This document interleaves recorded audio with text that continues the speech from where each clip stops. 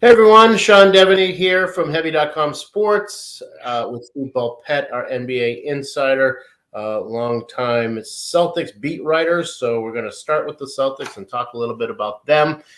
Coming off their NBA Finals appearance, of course, the loss in 6 games to the Warriors. A lot to be excited about with the Celtics. And Steve's already getting messages about it, so it works out perfectly. There you go. Is that Brad calling? He's asking me about a trade he wants to do. I figured. Brad did meet with the media, which I think he's happy to do in only very short spurts throughout the year, rather than the nightly media coaching grind that he had to deal with. But he did meet with the media, and said a few things. I think that caught some interest. One of them, I think probably the most important, if you're a Celtics fan, is that he had the green light from ownership to go into the luxury tax and spend into the luxury tax. That means some of those traded player exceptions they could actually use, despite the fact that they are over the tax. Was that a surprise to you, Steve? Did you expect them to? Do you expect that ownership group to say yes after the season we've had? Let's go ahead and use those. Yeah, I mean, what you want to avoid is the repeater tax, right? So they're in pretty good shape on that. So yeah, you expect that, but having said that, they're still going to try to be prudent financially in everything they do. So that doesn't eliminate that from their thinking. So yeah, I fully expected. Look, they're in a position to go for it. Coming off of last year, there were questions. You knew what you had in your young players, but at a certain point, you got to know whether the mixture is going to work or not. And it worked well enough this year. They still haven't gotten over some large mental hurdles. But this is a team that going into next year is expected. They have to expect to be in the Eastern Conference Finals. Yeah, and one of the things that maybe gets overlooked when we talk about those February trades that they made with Dennis Schroeder bringing in Tice and the Derek White trade was that both of those cut just enough money off of their books to get them under the tax this year, which, as you pointed out, they've avoided the repeater tax. So they can pay next year, but having not paid this year, it puts them in a much better position where they don't get the more severe penalties that come with that repeater tax. That's something that probably gets overlooked about the things they did back in February. Yeah, but when you go back over those moves, you still did bring in a pretty good sized contract in Derek White, and Daniel Tice makes relative to what he provides, he's under a pretty good salary for himself. So yeah, I mean, there's ways they could have gone about things, but it was funny because as it wound down, you had to start being concerned about bonuses that came through with them going far in the playoffs. So there's a lot of work to be done. So there's definitely it's important to have a good accountant. Yeah. And you mentioned something about them still being prudent, and I think that's the thing is that I think fans look at it as, well, they've got $17 million to spend. It's not how a traded player exception works. You have to trade somebody into that spot because they are close to what they call the luxury tax apron. They can't do a sign and trade. They can't really go out and get a free agent and get them to sign and be traded the way, say, the Knicks did with Evan Fournier when that happened last year. They can't do that because of where their salary is. So they've got to get somebody who's already under contract, basically that another team wants to give away. You don't want to give up much coming out. The Celtics don't have a lot to give away. They don't have any second-round picks basically for the next, 6 or 7 years. Look at their list. It's about 6 or 7 years they've traded away their second-round picks. They've got a couple next year coming in from other teams. They got one this year. They've got the one this year. They've got 2 coming in from other teams next year, but I think it's through 2028 or so that their second round picks have all been accounted for. And then you've also got the fact that their first round picks are Obviously they dealt away this year's, and they've got the swap coming up. So, they don't want to necessarily give away those either. So, it's easy to say, let's go out. We've got to spend this money. You don't necessarily have the money, and you need the cooperation of another team to basically give you a player.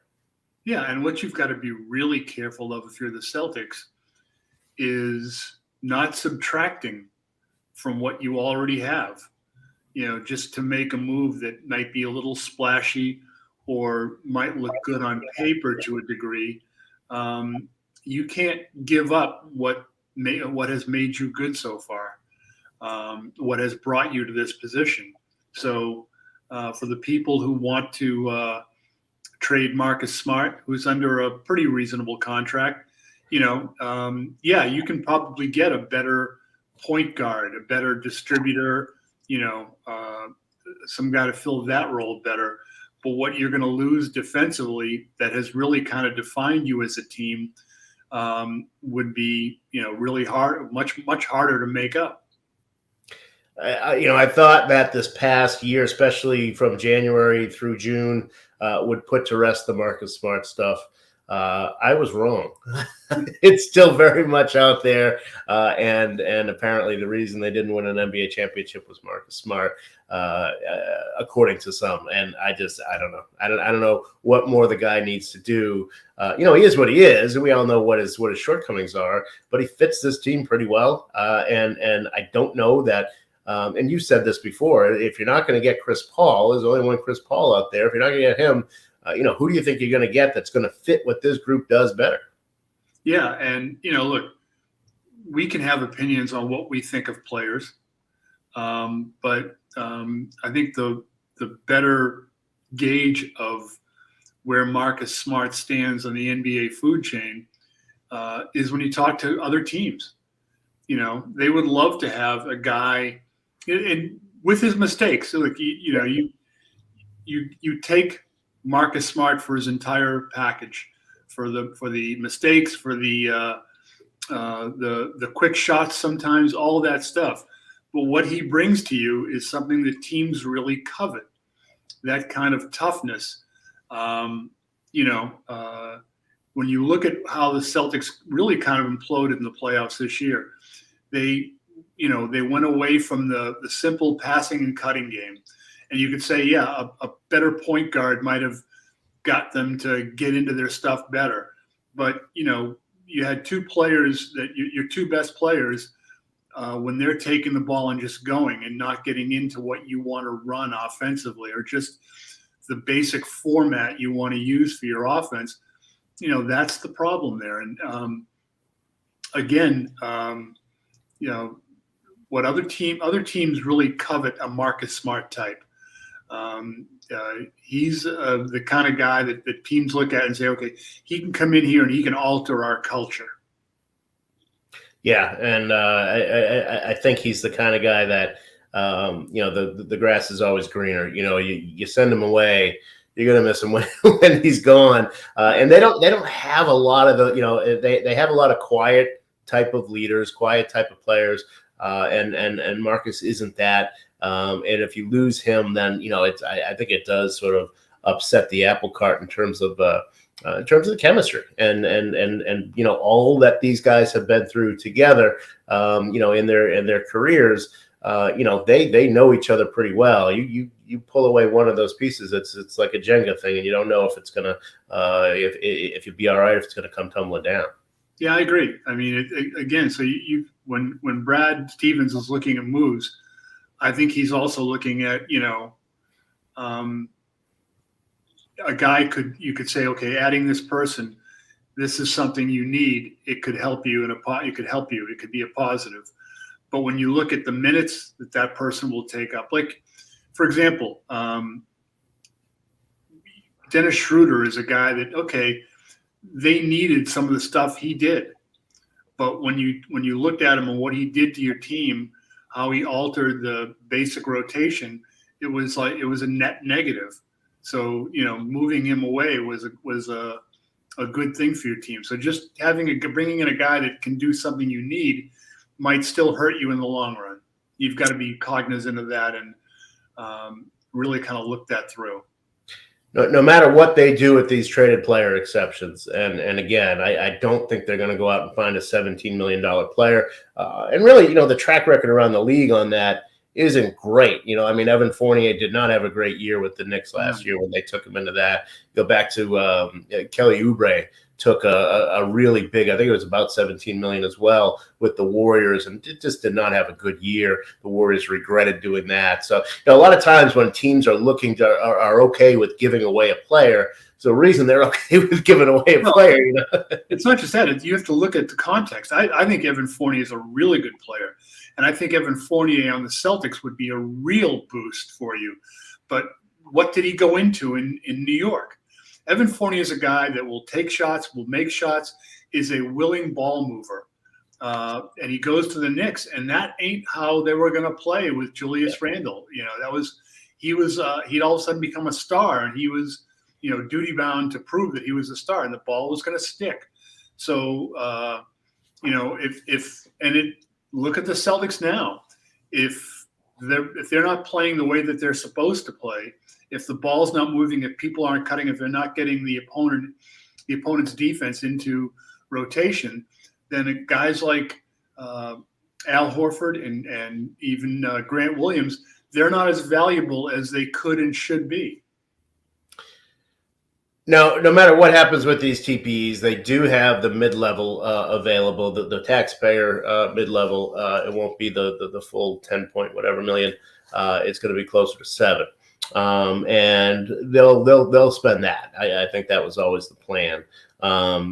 But two guys who have come up, and I don't think they'll get either of these guys because I think they'll wind up going back to their current teams. One is Nick Batum from the Clippers. The other is PJ Tucker from the Heat. There's been talk about the Celtics having interest in both of those guys, and certainly that makes sense. Well, I guess that's my question for you: does that make sense? Is that the kind of player? Even though I don't think that they'll be able to get those guys, but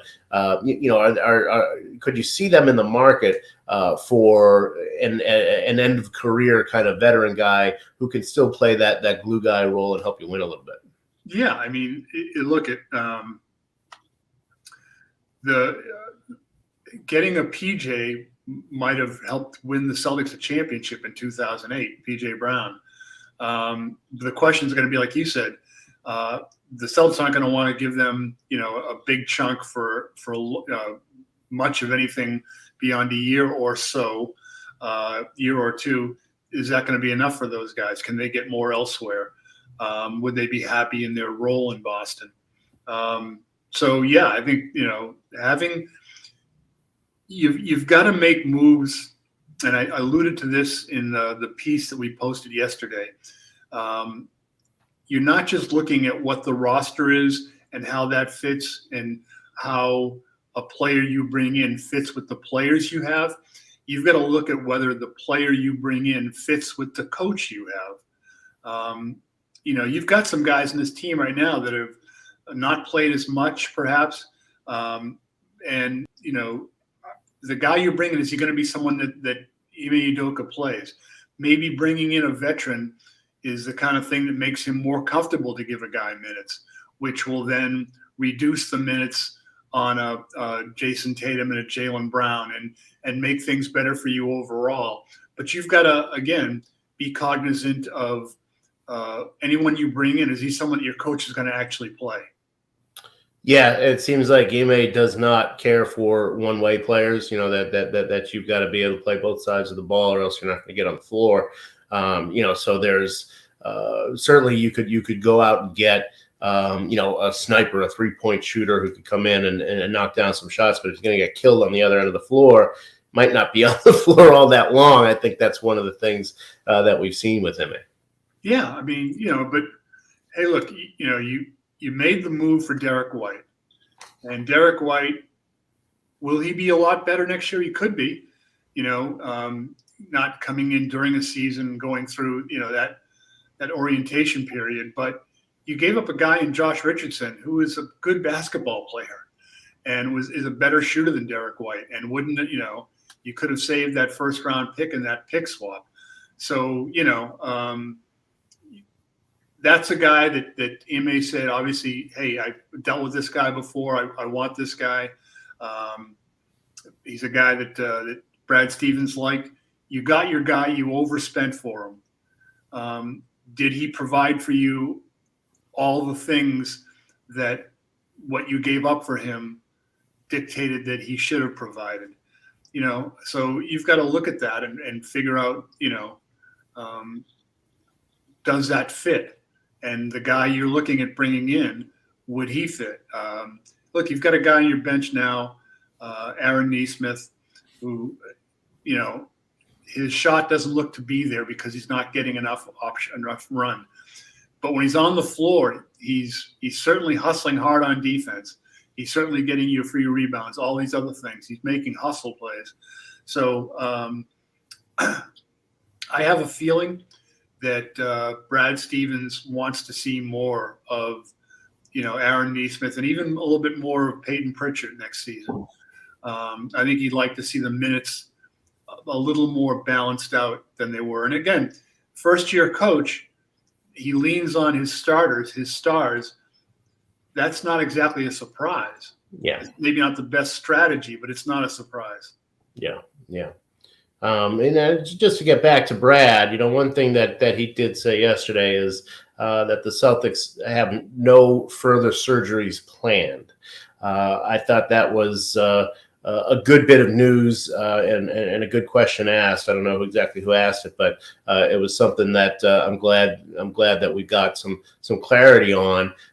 Because I think there was some concern, with the way things went with Robert Williams sort of in and out of the lineup and every day being questionable. And, he had been having his knee drained and stopped doing that. And, what was going to be the net effect, and would he require, more work on that knee after this playoff run? The answer is no, which, seems to, and tell me if you think I'm wrong here, Steve, seems to justify the fact that they had him on the floor. I think there were obviously a lot of people thinking about Isaiah Thomas and what happened with him and his hip with the Celtics. What was that, 5 years ago now?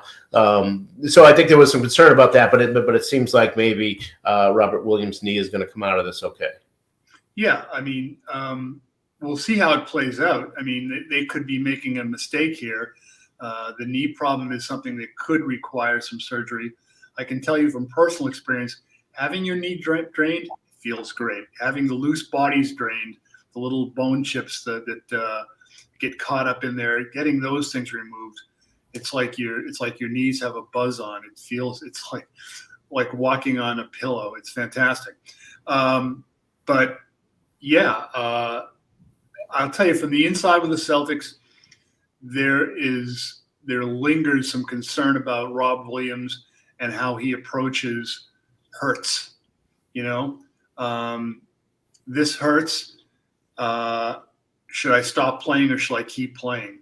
They need him to say, okay, to know the difference between, pain and injury, right? Yeah. Because Rob Williams is really central to a lot of what they have to do, what they need to do.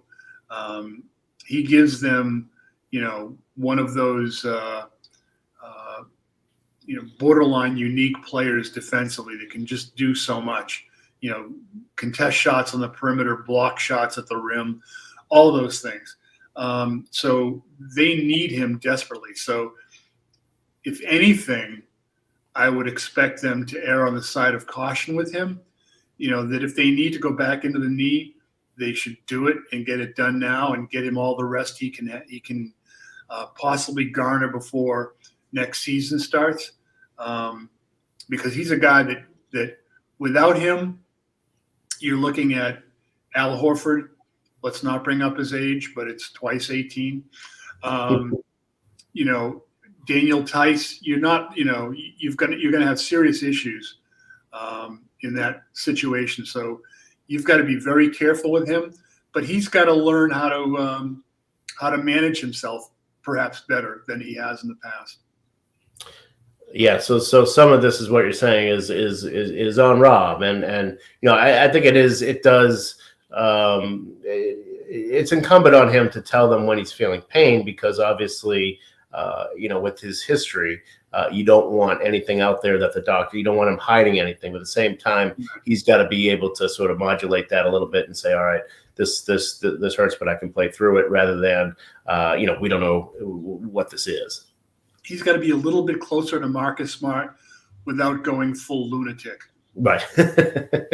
Fair point. Well, thank you, Steve. We'll leave it at that. And NBA draft is on Thursday. We've got the off season. Let's see. We are 8 days away from the start of NBA free agency. It's going to be a fun couple of weeks. Be interesting to see what the Celtics do.